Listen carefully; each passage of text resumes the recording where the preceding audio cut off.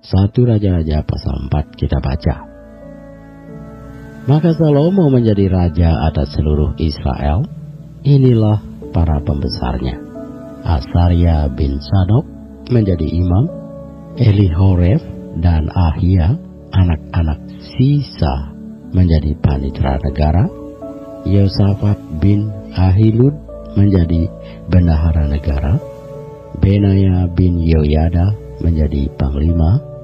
Sadok dan Abiatar menjadi imam. Asaria bin Natan mengawasi para kepala daerah. Zabud bin Natan, seorang imam, menjadi sahabat raja. Ahisar menjadi kepala istana. Adoniram bin Abda menjadi kepala roti. Salomo mempunyai 12 orang kepala daerah atas seluruh Israel yang harus menjamin makanan raja dan seisi istananya. Adalah tanggungan tiap-tiap kepala daerah untuk menjamin makanan selama sebulan dalam setahun. Inilah nama-nama mereka: Ben-Hur di pegunungan Efraim, Ben-Deker di Makas, di Saalbim, di Bet-Semes, dan di Elon Bet-Hanan. Ben-Hesed di Arubot, wilayahnya ialah Soko dan seluruh tanah Hefer. Ben-Abinadab memegang seluruh tanah Bukit Dor, dan Tafat binti Salomo menjadi istrinya. Baana bin Ahilub memegang Taanak, Megido, dan seluruh Bet-Sean yang di sebelah Sartan di sebelah hilir Yisril, dari Bet-Sean sampai Abel Mehola sampai ke seberang Yokmim. Selanjutnya Ben-Geber di Ramot Gilead, wilayahnya ialah Hawot Yair yang di Gilead. Yair ialah anak Manasye. Juga wilayah Argob yang di Basan dipegangnya 60 kota besar, berpagar tembok dan berpalang pintu tembaga. Ahinadab bin Ido memegang Mahanaim. Selanjutnya Ahimaas di Naftali. Ia juga mengambil seorang anak Salomo menjadi istrinya, yakni Basmat. Selanjutnya Baana bin Husai di Aser dan di Alot.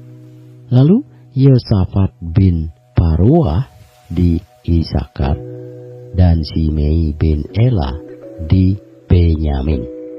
Geber bin Uri di tanah Gilead memegang tanah Sihon, raja orang Amori, dan tanah Og, raja Basan, dan dialah satu-satunya kepala daerah yang ada di tanah itu. Orang Yahuda dan orang Israel jumlahnya seperti pasir di tepi laut. Mereka makan dan minum serta bersukaria.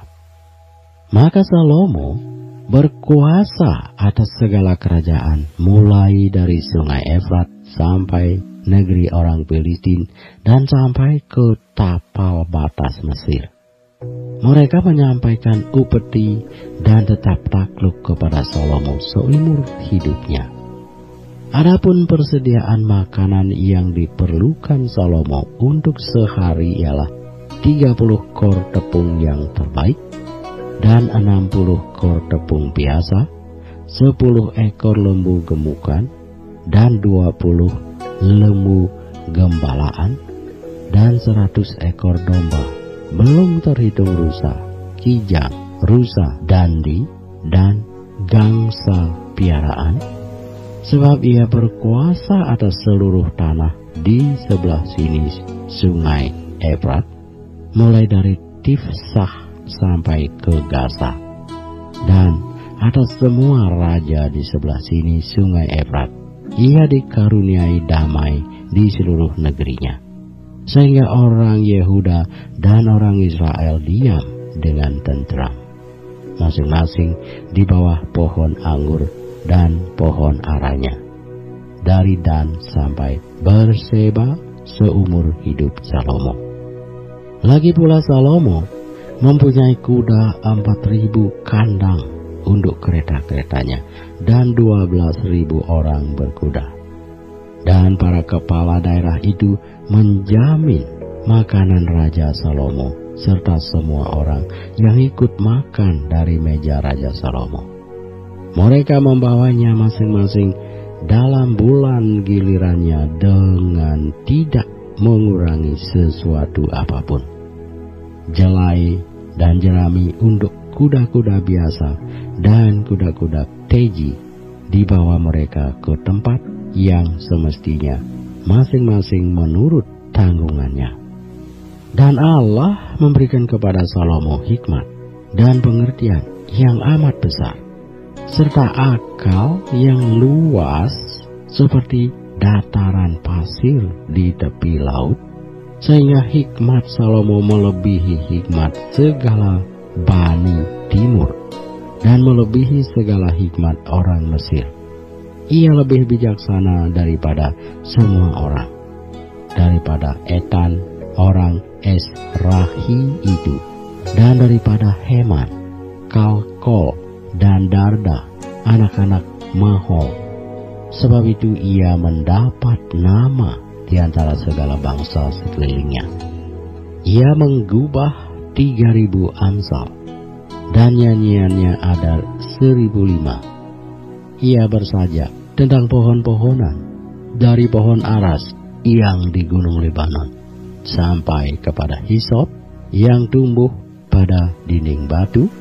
Ia berbicara juga tentang hewan, dan tentang burung-burung, dan tentang binatang melata, dan tentang ikan-ikan. Maka datanglah orang dari segala bangsa mendengarkan hikmat Salomo, dan ia menerima upeti dari semua raja-raja di bumi yang telah mendengar tentang hikmatnya itu.